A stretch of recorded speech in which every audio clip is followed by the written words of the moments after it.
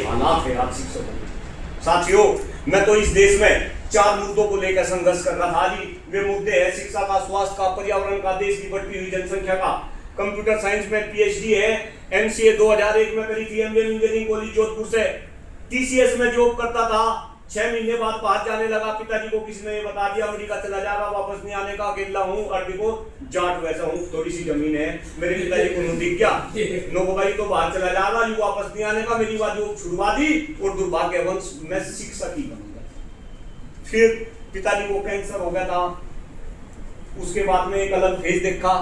फिर मेरा ये रूप हो गया कि अपना सारा बिजनेस बंद करके मैं पर्यावरण को लेकर काम करने लगा, मैं शिक्षा क्षेत्र को लेकर काम करने लगा और मैं स्वास्थ्य को लेकर भी काम करने लगा। एक ऐसा इंसान भी आपके सामने खड़ा जिसकी पीएचडी कंप्यूटर साइंस में होने के बाद मैं मास्टर डिग्री योग में भी कर रखी थी। मैं योग के बड़े बड़े शिविर भी लगाने लगा।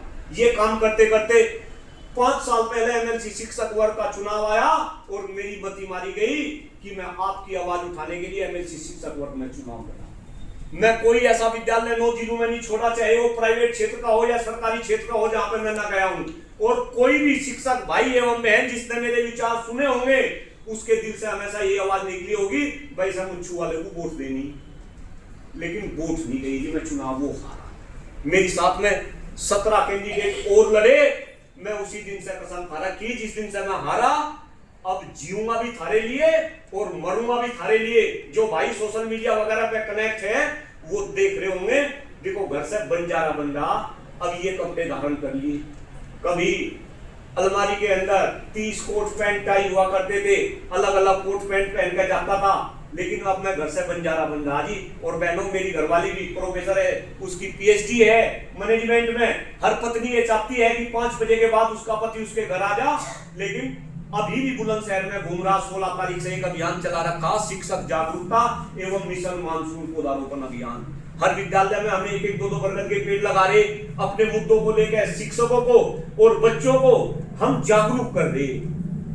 देखो संभल जाओ, अदरवाइज ऐसे खत्म हो जाओगे। कड़वी बात बोल रहा है, ऐसे खत्म हो जाओगे जैसे गधे के सिर से सींग चला गया।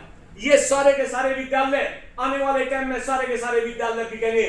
आपको संविदा के ऊपर काम करना पड़ेगा। आपके इन्हीं विद्यालयों में अब पियोन संविदा पे रखे जाने लगे, क्लर्क संविदा पे रखे जाने लगे, राजकीय में संविदा पे शिक्षक रखने की बात हो रही। और जो भाई 1-1 लाख रुपए सैलरी ले रहे, उन्हें भी आने वाले टाइम में संविदा पे काम करना पड़ेगा। डॉक्टर कुलदीप मलिक इस बात को बोल रहा और डंके की चोट पे बोल रहा, पहली तो बात चुनाव नहीं लड़ूं, और अगर चुनाव लड़ा तो वोट ना दियो, जिता लियो श्रीचंद शर्मा को।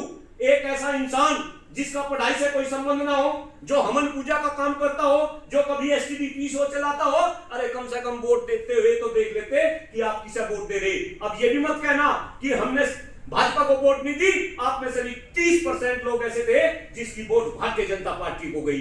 पूछो उन लोगों से, क्यों नहीं आपकी आवाज उठाते, क्यों आपको दबाया जा रहा, क्यों आपको प्रताड़ित करा जा रहा। आप जग जाओ, आप जग जाओ। अरे हमारे तो मम्मी पिताजी सोसाइटी के अंदर शेर हुआ करते थे, जहां जहां शिक्षक चलता था पूरा समाज उसके पीछे चलता था।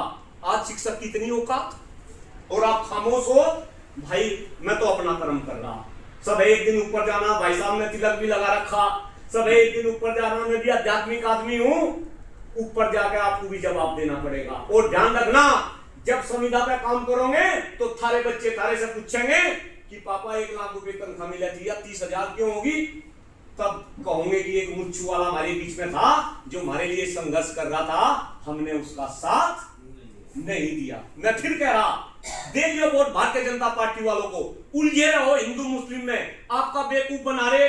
अरे जिस देश में सांस लेने के लिए हवा ना छोड़ी हो, पीने के लिए पानी ना छोड़ा हो, खाने के लिए शुद्ध खाद्यान्न ना छोड़ा हो, जिस देश की शिक्षा व्यवस्था चौपट होगी हो, जिस देश में शिक्षकों का सम्मान ना छोड़ा हो, स्वाभिमान ना छोड़ा हो, जिस देश में शिक्षकों को सामाजिक, राजनीतिक और आर्थिक रूप से खत्म कर दिया गया हो, और उस देश को कह रहे कि हम विकसित बना देंगे, विश्व गुरु बना देंगे।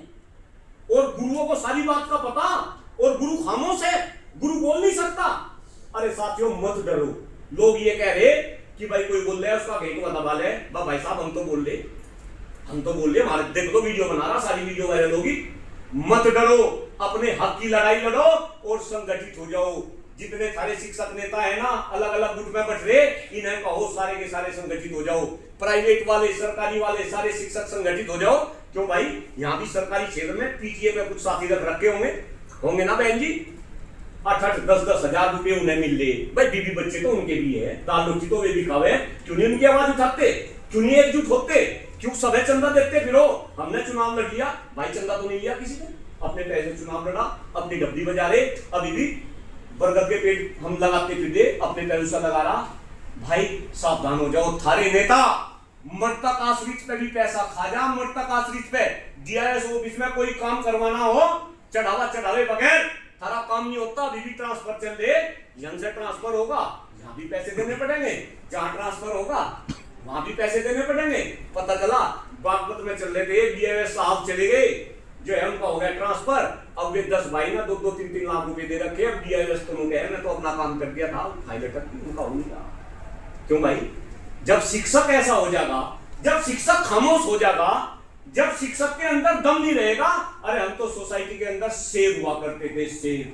मेरे पिताजी, सॉरी मैं शायद गलत वर्डिंग का यूज कर रहा, अरे शिक्षक तो सांड की तरीके से होता है, जहां निकल गया वहीं मुंह मार दिया और वहीं बल्ले बल्ले वहीं जो है सब कुछ। आज तो भाई हम चूहे बन गए, हमें गद्दर बना दिया गया। खैर, मैंने कुछ गलत कहा हो उसके लिए मैं हाथ जोड़ के क्षमा प्रार्थी हूँ।